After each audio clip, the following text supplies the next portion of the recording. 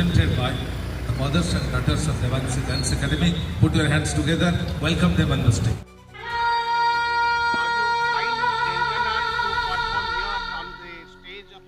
Yeah, it's a great pleasure for me to come to Denkanal.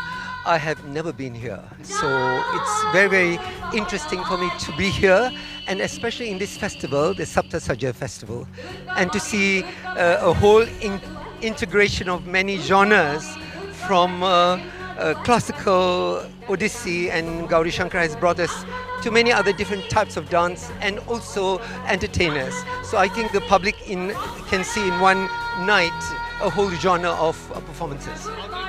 Well, Odissi is well established in Malaysia now, and I think we managed to capture the imagination of Malaysia because we endeavor to give a very good Odissi performance there. And I must mention that I am from the Deba Prasad Parampara.